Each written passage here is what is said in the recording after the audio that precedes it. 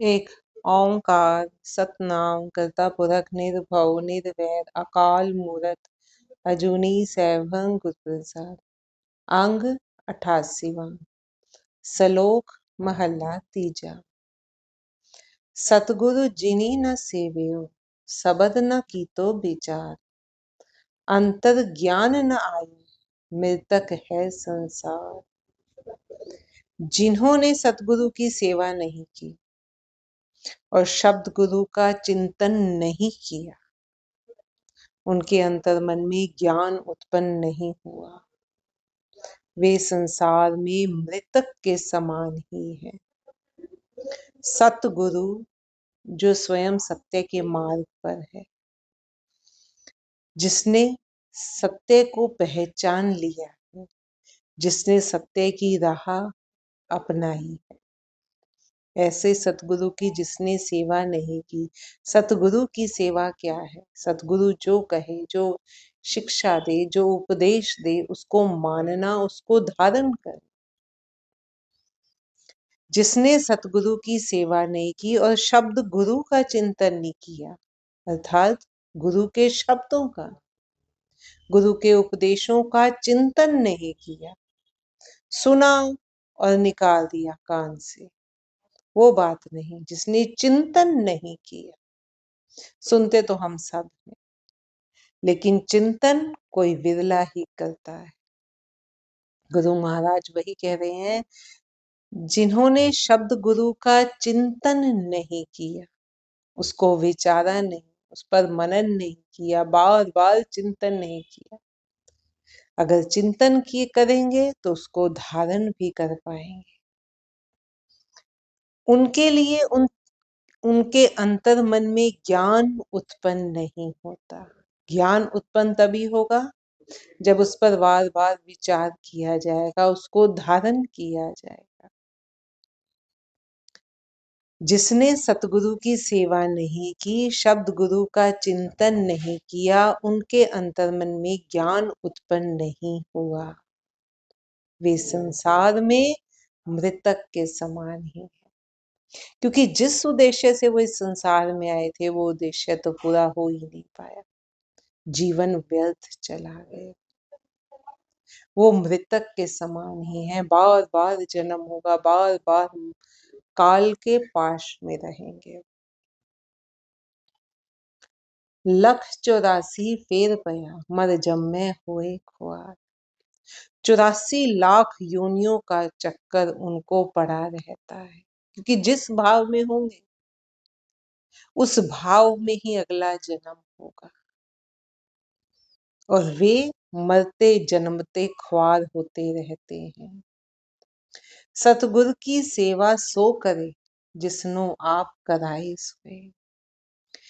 जिससे परमात्मा करवाना चाहता है, वही सतगुरु की सेवा करता है। सतगुरु विच नाम निधान है, करम परापत हुए। सतगुरु के पास ही नाम का भंडार है, जो प्रभु कृपा से ही प्राप्त होता है। सच रत्ते गुर सबद स्यों तिन सच्ची सदा लिव हुए। जो व्यक्ति सच्चे मन से शब्द गुरु में लीन रहते हैं, सच्चे मन से गुरु जो कहे वो मानते हैं, उसका चिंतन करते हैं, बार बार विचारते हैं और गुरु की मति को धारण करते हैं, वो है फिर शब्द गुरु में लीन हो जाना। कि गुरु जो कहे वो मानना, सिर्फ सुनना ही नहीं, तन से करना ही नहीं, मन से उसको मानना है। जो व्यक्ति सच्चे मन से शब्द गुरु में लीन रहते हैं, उनकी सुरति सत्य रूप ही हो जाती है। उनकी सुरति भी, उनकी सोच भी फिर सत्य रूपी हो जाती है। नानक जिसनो मेले ना विछुड़े सहज समावे सोए। हे नानक, जिसको वह मिला लेता है वह कभी बिछुड़ता नहीं।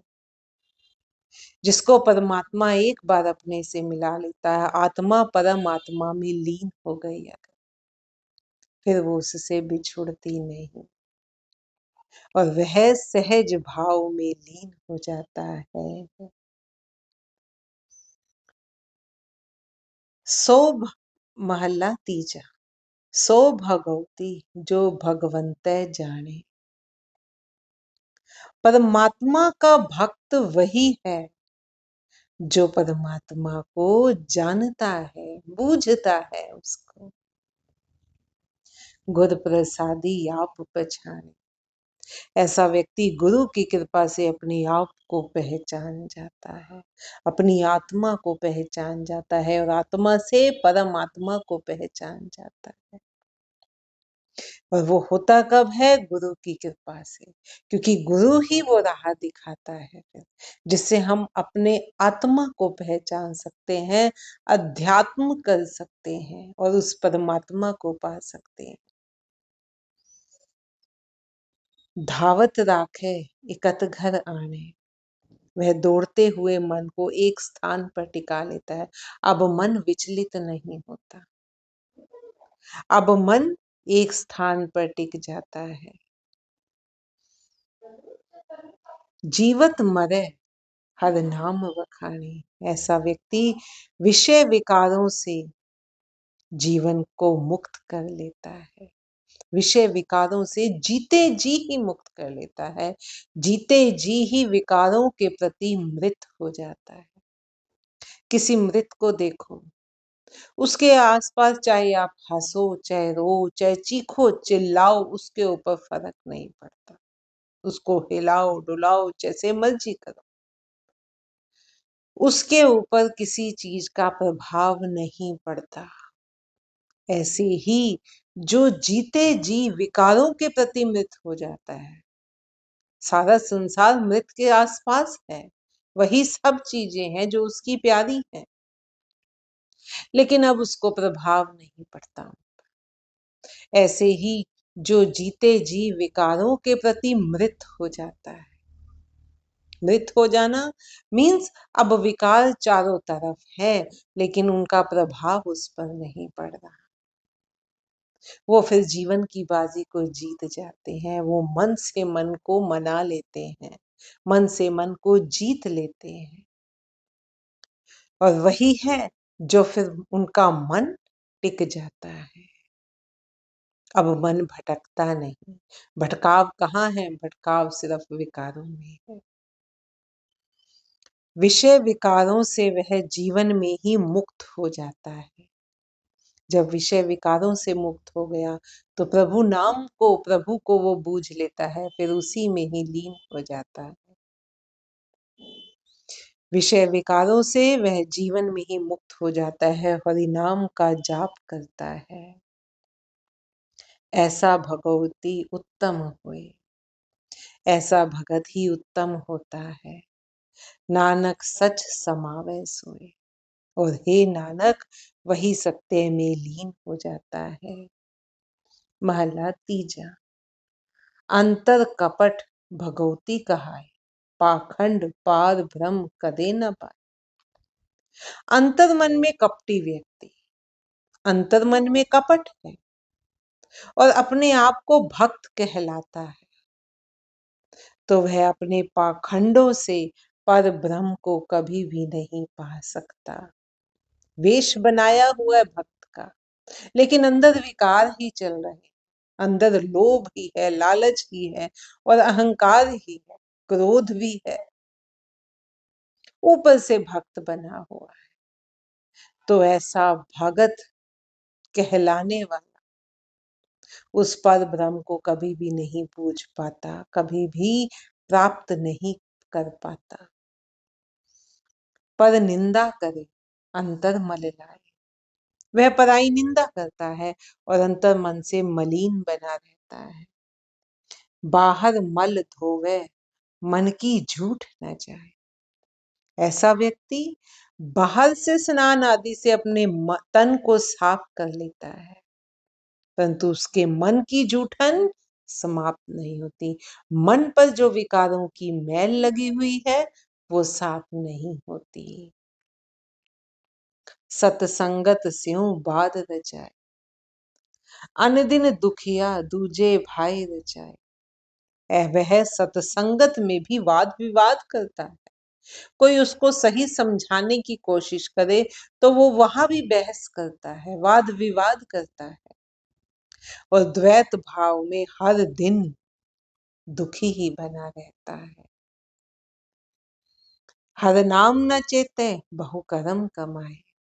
वह हरि नाम का सुमिरन नहीं करता और अनेकों व्यर्थ कामों में लगा रहता है।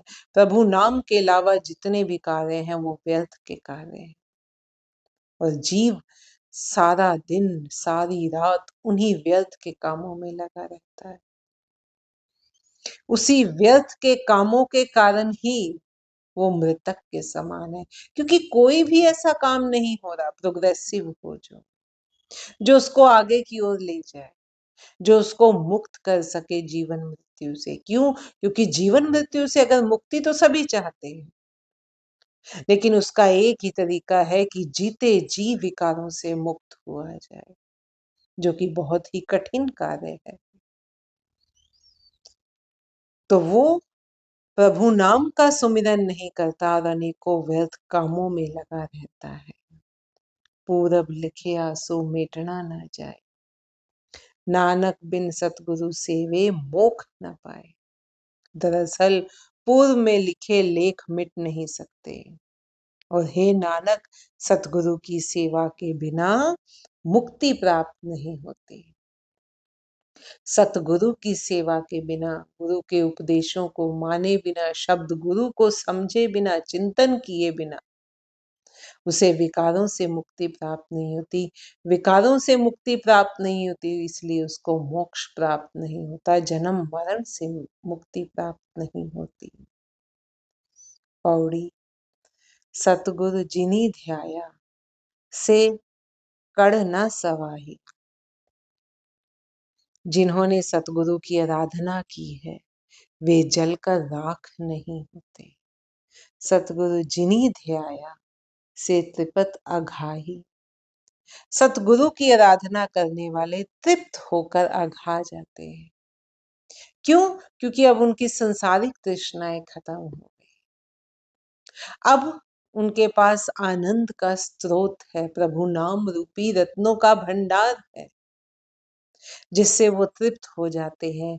प्रभु नाम से वो शांत हो जाते हैं, अघा जाते हैं। उससे अघा जाना मतलब तृप्त हो जाना, कि अब और भूख और प्यास नहीं है। प्रभु नाम, सतगुरु की आराधना करने वाले तृप्त होकर अघा जाते हैं। सतगुरु जिनी ध्याया तिन जम डर नहीं। सतगुरु की आराधना करने वाले को यम का डर नहीं लगता। उनके लिए मौत फिर सुखद है, क्योंकि वो आत्मा और परमात्मा का मिलन का द्वार है। डर किसे लगता है? डर सबको लगता है, वो जो संसारी है। क्यों? क्योंकि उन्हें अपने कर्मों का पता है। उन्हें ये पता है कि जो कर्म किए गए हैं उनका फल क्या होने वाला है, अंदर से हर कोई जानता है, इसीलिए मौत से डरता है। जिसने जीते जी विकारों से मुक्ति पा ली, जो सतगुरु की शरण में चला गया, जिसने नाम को मन में बसा लिया, प्रभु को मन में बसा लिया, उसके लिए फिर मौत सुखद है। क्यों? क्योंकि उसके लिए तो ये आत्मा और परमात्मा का मिलन का रास्ता है।